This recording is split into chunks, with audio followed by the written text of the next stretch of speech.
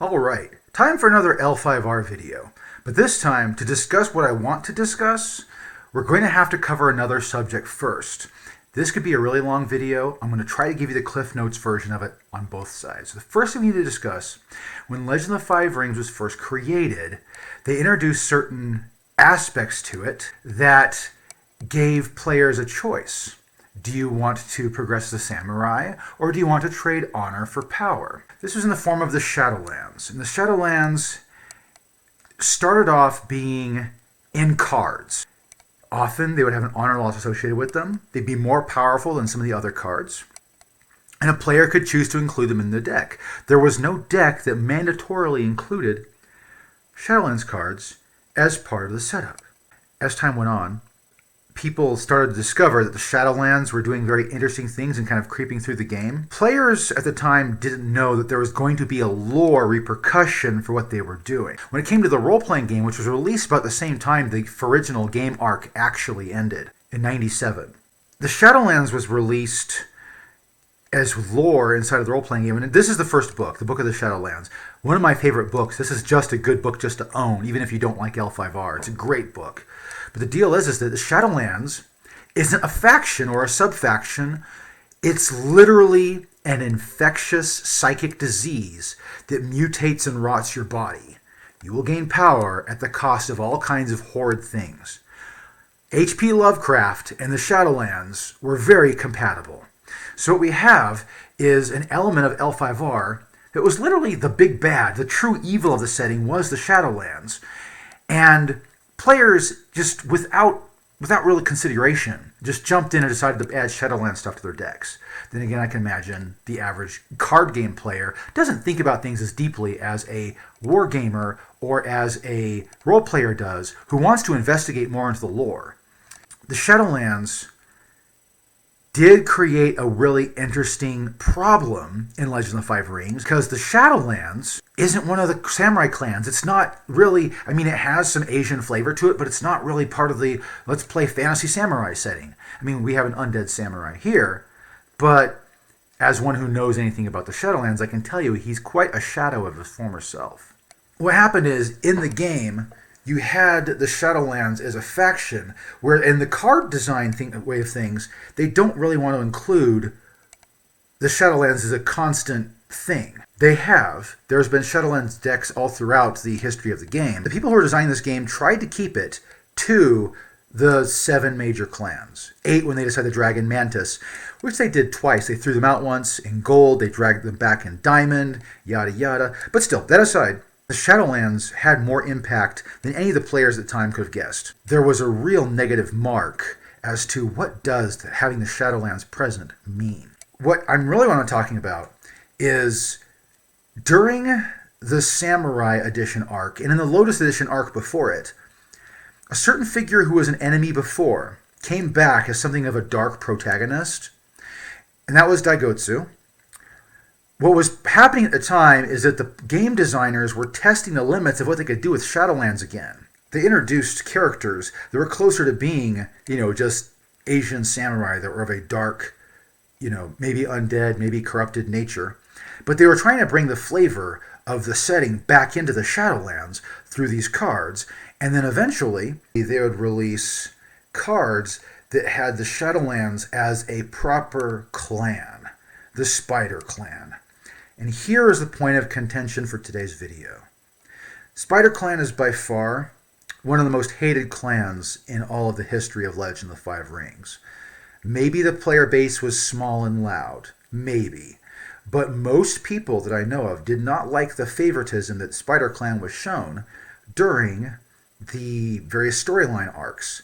It was pretty obvious. They were testing the waters. They were trying to bring the 9th Kami back so they could actually have a faction where, Shadowlands was actually a faction you played.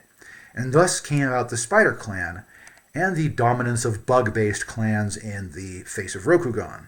My apologies, it's just a weird thing I've noticed. But still, what is the Spider Clan? And why did it happen the way it did? Why is the Spider Clan so reviled, Probably because, I'll say it, it's because of their connection to the previous Shadowlands. They are the Shadowlands faction. The designers tricked the players with the Shadowlands cards. And in the role-playing lore, there's nothing worse than the Shadowlands. Making a faction based on that, you've got to handle your cards right. Now, speaking of the card game for just a little bit, some things have changed. We had the standard Shadowlands Horde stronghold that eventually turned to the Temple of the Ninth Kami, so that Shadowlands players could now actually use gold normally. They used to have a discount that they would give things that were Shadowlands, and they used to have free holdings. They eventually turned it into something like the Spider Clan holdings, which actually had decent gold production. They only had the ability, you do not lose honor from Fate and Spider Clan cards you control, instead of the whole gist that was the long smear of text that all the previous strongholds had. And of course, here we go from a corrupted iron mine that costs 0 gold, loses you honor, but also, ruins other iron mines while creating more gold for yourself. Then we have a Shadowland March, which anybody can bring, really. It's just like every other holding in the history of the game. 2 gold for most players, 3 gold if you're a Spider Clan player. This one came out during the Samurai edition, I do believe. Looking at the evolution of the cards, so here we had, like I shown you, we have cards that are pretty much just Samurai, that, they're somewhat corrupted.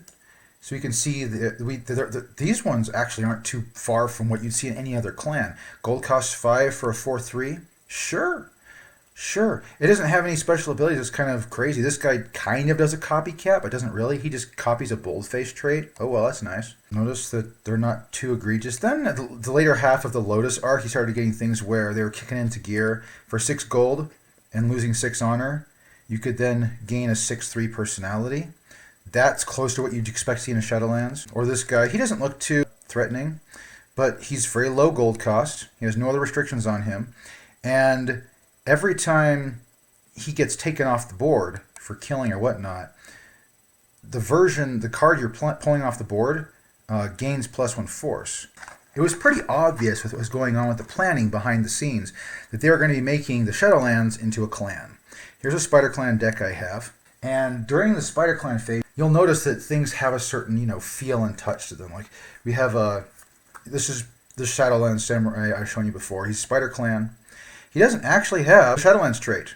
Interesting, right? But he's part of the Shadowlands. A lot of Spider Clan stuff did that. Then we have this guy who's more typical of what you'd expect to see in the Spider. The Daigotsu Iemitsu, high force, lower chi, honor loss. Of course, you could pay 7 gold to get a 5/2 in just by any other clan. Like the Crab had someone just like that, didn't they? That's starting to bring up a little point. Are the Spider Clan doing anything special that no other clan in Rokugan is doing? We see some other weird things. Like here is pretty much an armed peasant. He's considered a Spider Clan monk. He does have Shadowlands.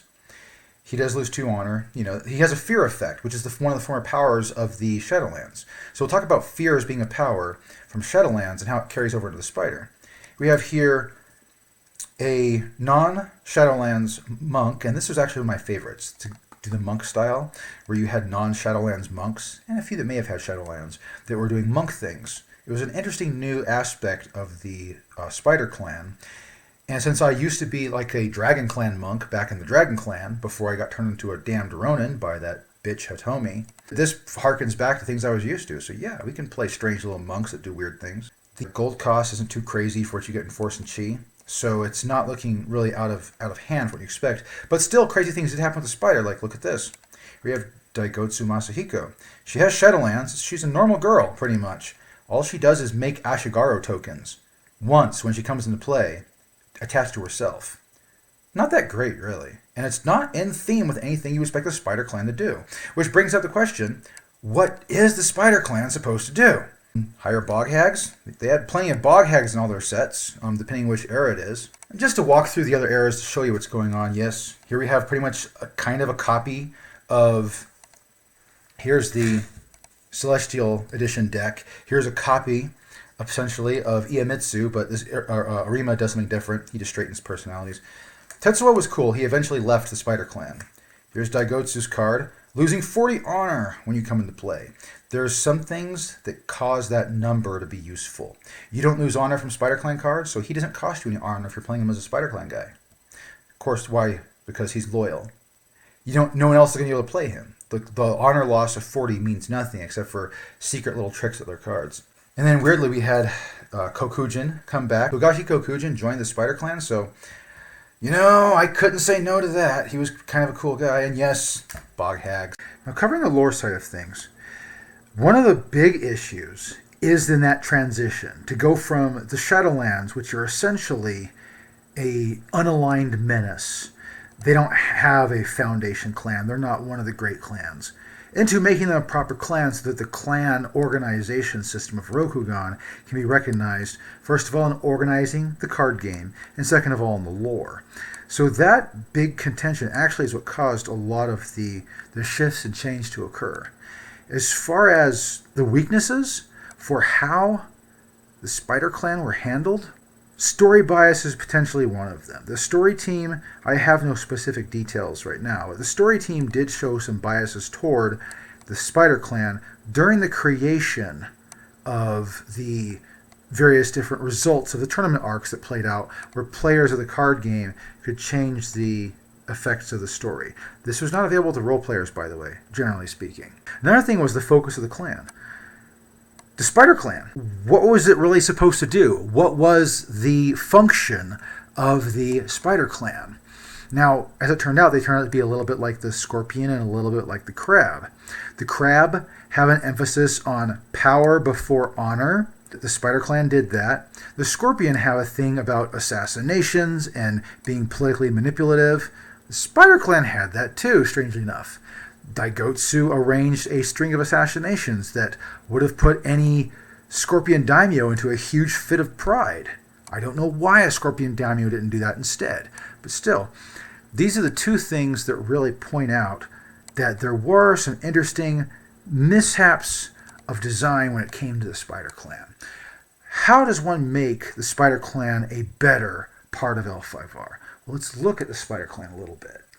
Third edition, this is Masters of the Court. Yes, Masters of the Court.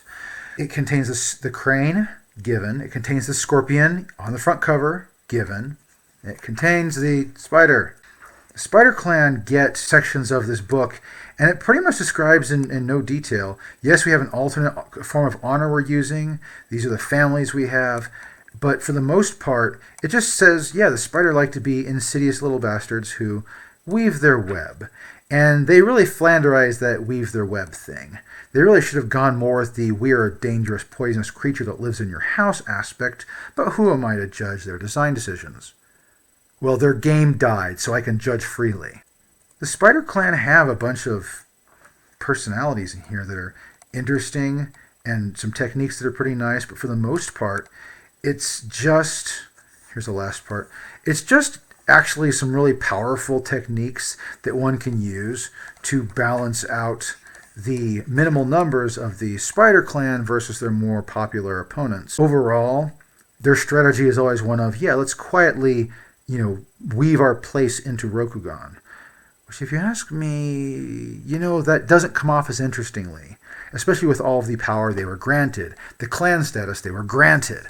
There's a lot of that going in there that isn't as much of an interesting thing. Going to 4th edition, we have the main rulebook here. We might as well use it because the Spider Clan do appear in the main rulebook. This is the small section on the Spider Clan. It gives you statistics for their family. It gives you their Bushi school, their Shugenja school, their courtier school. It gives you the monk school.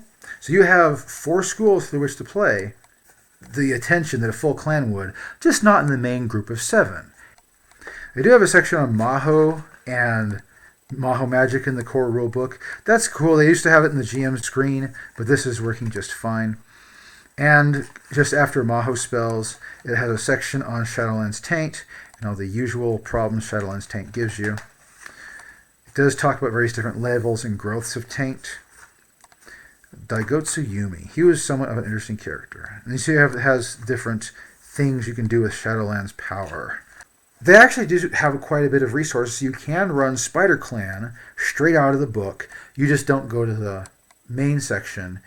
You go to the Book of Water and use those rules with the basic template they give you in the character creation section. So the Spider Clan do actually have equal representation in 4th edition. However, that's not my point here at all. Point is that the way that the Spider Clan was put into Rokugan and the way that it was interacting with other players of other clans, Spider Clan was not making any friends. Even though the approach they were giving was, yeah, we're going to quietly go through and make friends. We're going to quietly acquire allies. We're going to weave our web of gathering people to our side and eventually gain the power to rule Rokugan. Which canonically they did. I'll cover that later, but in the year 1200, supposedly the Spider took over the rule of Rokugan, with the Emperor Iweko II being kicked out of the throne. That's not a story, though, and I'll cover that in other videos. Here's a good question. How do we make the Spider Clan, if they were a hated clan, a better part of Legend of the Five Rings? Let's say this. Why not make them a better villain? The Scorpion Clan was the one that traditionally said, "I will be your villain, Hante." However, as time passed on, people began to love the Scorpion Clan. And the Scorpion Clan was less insidious and more like we're the natural dirty workers of L5R. We do things that the rest of the players can't so that our entire group has function.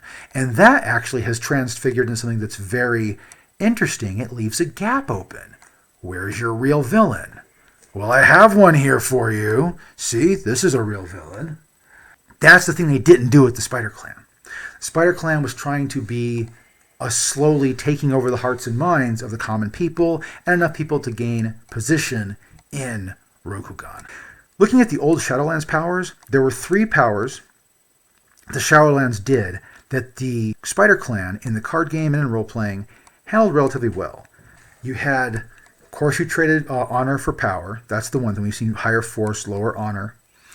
Then we have the idea of fear. Fear tactics in L5R as a card game work interestingly, and it has a lot of power, considering it affects an entire unit at once.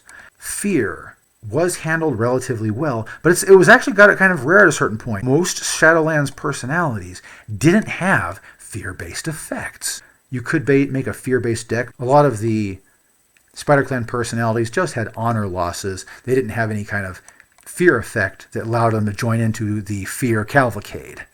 Then there was the third option of Plague. Plague is an old trick with plague zombies and plague regions and whatnot, where you remove the chi of your enemy through plague.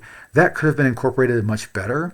It was in the story, and Daigotsu officially did have a winter, and was it a winter and a half? A winter in the following spring, I think it was, where he insinuated plague into certain regions of Rokugan and tried his best to overrun it. But overall, the execution of the Spider Clan seemed more just as a stopgap placeholder for old Shadowlands players. A lot of Spider Clan decks ended up hosting Onis and Goblins and whatnot. It's looking at that makes me go, why? Why are you doing this? But they went ahead and did it anyway. They went back to the old thing they were used to, where a Shadowlands deck was composed of Oni and Goblins and whatnot. A few things I've thought of: infighting. Having infighting be something where you do it and it doesn't destroy you, but it makes you more powerful. There were old Shadowlands cards where you would destroy one Shadowlands card and add the power or stats to another one. That could have worked, and it could have worked in the role-playing game as well. Another thing is, when it came to sacrifices, the idea of, like, let's say you had one character that was weaker and one character that was stronger. Sacrifice the weak character so the strong character can do something amazing during their turn. Or, of course, in role-playing game, this might turn on to blood loss or whatnot, but still, there's other stuff you could do to balance out the idea that we of the Spider Clan really are hard to deal with. Make them the true villains. What if they could duel each other for power? Better, what if they had a thing where they could force someone to pick 2 characters, one gets sacrificed, another one gains a bonus, and the bonus is one that goes away at the end of the turn. Nice little trade for sacrificing a guy. That kind of thing, I want to give them the flavor to actually be recognized as, yeah, these guys are the descendants of the Shadowlands. These are the guys that are Fu Leng's kids. We could have had that. We needed to have less things where we went back to the good old days of the Shadowlands and made it so you could do good old Shadowlands days things. If you want to make a new clan, make a new clan. Sorry, there is no Spider Clan book I could show you, so I showed you this glorious book of the Shadowlands. For those of you who are disappointed about me choosing the Spider Clan as my next lore video in L5R, I am sorry, but I did that. Honestly, I think Overall, the Spider Clan could have been fixed, but because of poor decision-making and the reactions to that poor decision-making, things just spiraled out of control because people didn't realize their original idea wasn't working. Literally, that's it. The original idea behind the Spider Clan was a bad one. It had to have been fixed back in Lotus Edition, fixed back in Samurai. You had to fix it the ground up, because from where it started, it rambled off into weird directions. Hope you enjoyed the video, and for all intents and purposes, I hope you have no such deceit or villainy in your life, but only in your games.